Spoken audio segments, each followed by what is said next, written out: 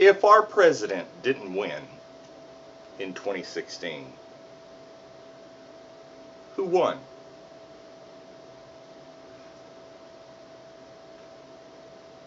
Hear me.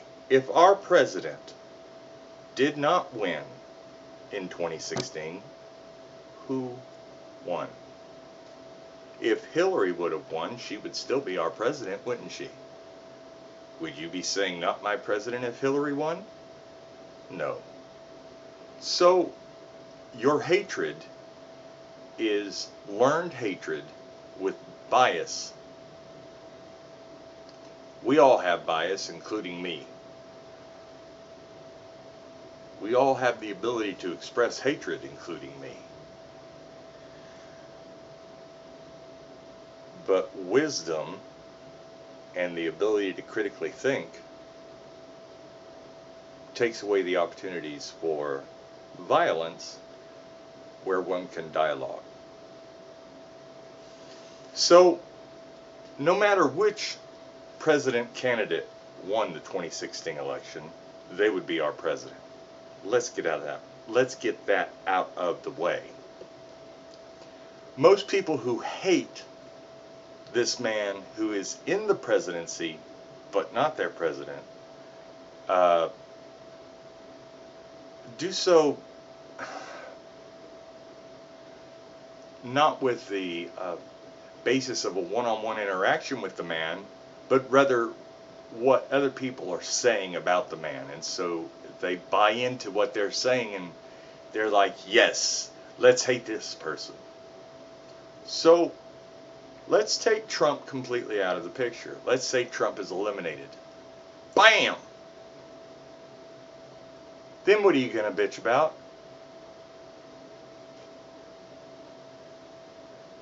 Are all your problems going to disappear? No.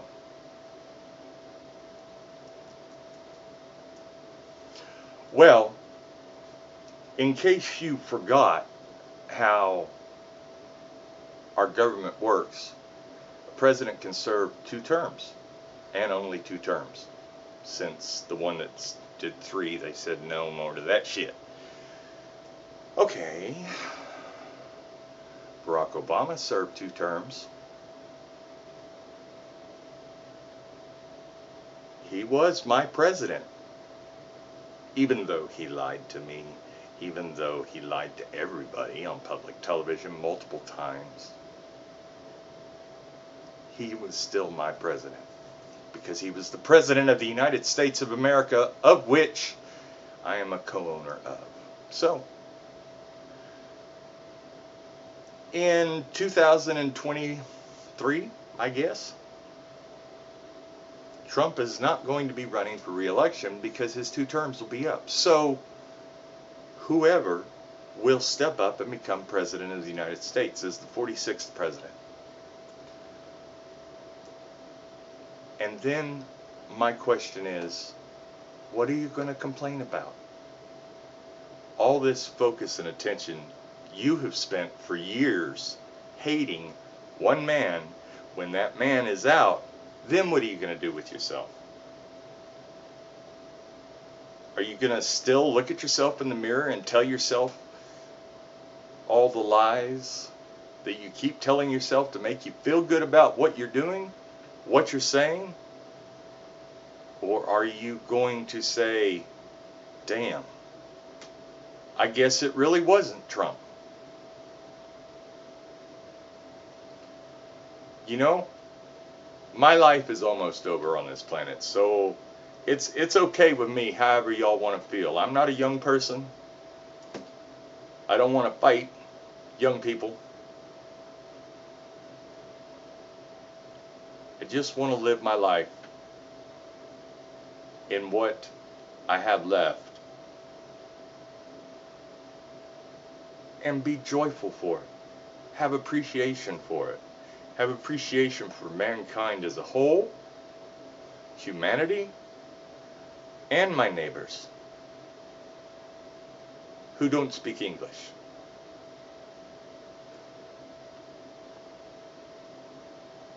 Hate and animosity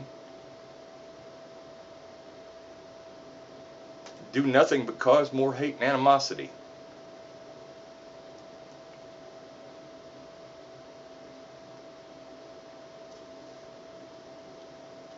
Only the people who are not loved or unnatural hate.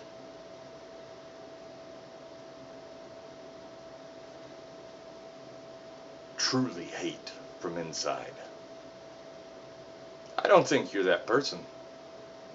I think you've learned to hate.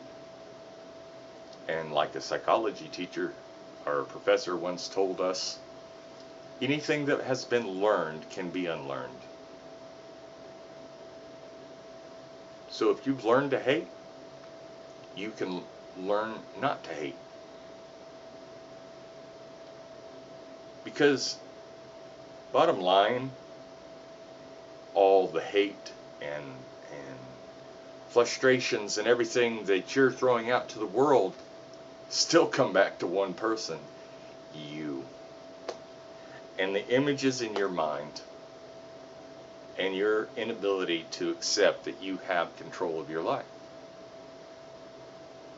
So you give it to others, which is not smart. You want to talk about perspective? Let's say you walk along the street and you come across somebody that just fell down dead. What are you going to do? What are you going to do?